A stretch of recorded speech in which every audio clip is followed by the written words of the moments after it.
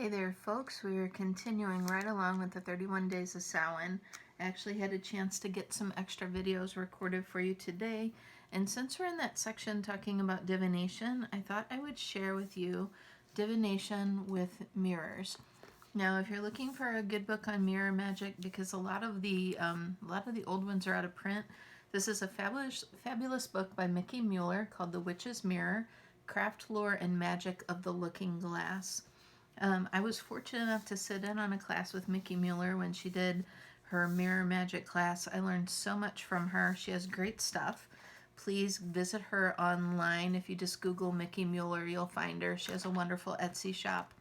And she's also local here to St. Louis, so we're just really big fans here. And she's so nice. Anyway, enough gushing about Mickey. She's also a fabulous artist. But I wanted to take a minute to talk about mirrors and also about scrying in general. So to scry is to look into something, to see images or symbols, and to interpret that information back. Now, as we've talked about with some of our other divination videos that we've done along this series, of course, cleansing and protection are paramount, especially when you're working with a mirror. So a mirror is essentially like you're opening a portal, a direct line of communication, so you want to make sure you're really careful with that. These are some examples of some acrylic mirrors we have. Look, you can see me. This one has the birds from the Book of Kells in it. You can see a little closer there. And the nice thing is the back is just totally black. So you can use that as well, and you can see us in the little reflection there. And they come in a lot of styles. Here's also one with like the Eye of Horus or the Eye of Ra. So whenever you use a mirror, especially like a scrying mirror like this, there are different ways that you can enhance the working that you're doing. You always want to cleanse and protect your space, and also to cleanse and protect your mirror, because like I said, this is kind of like opening a portal. So you want to really make sure that the information you're getting there is very accurate, and the energetics you're working with are actually who they say they are.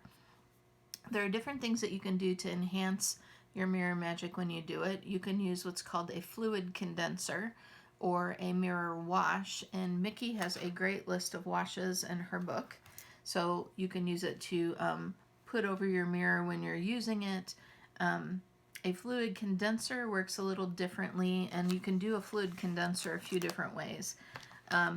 In a nutshell, and this is not all of it by any means, you want to get things that relate to the moon, and things that relate to, the moon relates to divination and to mirrors in general.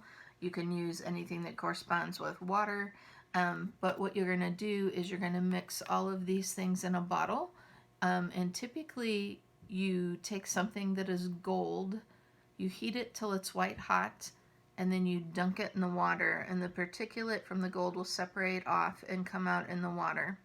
And then you can use that typically it's used on the back of your mirror. You could use it as a wash. I've also seen it done where people will actually powder the correspondences they're using. So they may use moonstone and they may powder that. They may use quartz crystal. They may use a variety of herbs. And what you do with that is you powder it, and then you coat the back of your mirror with, you could use like a clear coat. You could use like a black paint, and you sprinkle the powdered components on the back, and then you coat it with clear coat so that stays with your mirror all the time. Like I said, a lot of people I know just use like a wash, and so you can use a wash on it when you use it, and then you might want to use a different wash on it once you store your mirror and put it away. Because what you want to do is you want to protect those energetics, and you also want to make sure that you close that portal before you put your mirror away, because you just don't want that thing laying open where like anything can come through. There's a lot of different ways you can use mirror magic. If you are not familiar with one of our favorites by Deborah Bourbon, this is a very kind of easy do-it-yourself kind of technique. If you have somebody that you feel is like threatening harm against you, or you know, say you're at work and they're just being an asshole, what you can do is write their name on a piece of paper, and you get one of those little round compact mirrors that like ladies use to put their makeup on. Simple ones at Walmart or Walgreens or anything like that will do. You put the piece of paper with their name on it in between there, close the mirror up around it, wrap it up with electrical tape or duct tape, and you bury it far away off your property. So the way that this works is you're not bending anyone else's will. So the person's name that you put in there is whatever they put out, that mirror sends it back to them. So as long as they're putting out things that are good towards other people, they're fine. If they're not, then that stuff kind of bounces back on there. And the whole purpose of the compact mirror spell is to make them kind of theoretically take a look at what they're doing and maybe reevaluate and make better decisions. A lot of people just do it for protection magic, which in my opinion is totally valid. Now there's other ways that you can scry as well. Let me move that. You can also scry with bowls of water. You can scry, this is a chalice, like a regular chalice we have at the shop. Nice little pentagram there in the middle. And what you can do is you can fill this with water, and you can sit outside under a moon or under, you know, some moonlight, and you can scry in the reflection that's in there. What I personally like to do is if I'm going to do any scrying work like that, especially like if it's a dark moon time or if it's close to Samhain, I will either use a dark bowl in water, or sometimes what I'll do is I'll use red wine and put a little mugwort in there, because mugwort is good for divination, and you can gaze at the reflection. You can notice any patterns the mugwort makes in the surface, and then when you're done and after you give thanks, you can use that as an offering and pour that out onto the ground as like your give back for that energy. But I'm a big fan of red wine and mugwort. It's also really nice to drink if you have leftovers.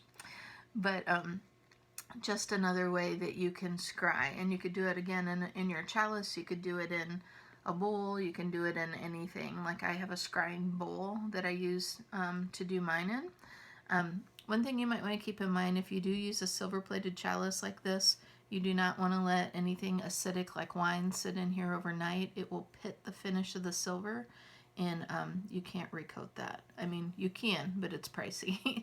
So again, don't leave anything acidic in your silver plate chalices or bowls overnight, because you don't want it to pit it. So, and as always, when we talk about doing divination work, especially when it comes to scrying, that can be a little more tricky. You really need to know, be really familiar with your symbols and what different symbols mean to you. And it helps if you're working with guides and teachers. It can kind of help set your protection for your area. But that's kind of just scrying in a nutshell right there, and a little bit of mirror magic for you. In the next video, we're going to talk a little bit more about spirit guides and teachers. We've had a lot of folks ask how to get in contact with their guides and teachers and source, so we're going to touch on that in the next video. So as always, thanks again for joining us for the 31 Days of Samhain, and I'll see you in the next video.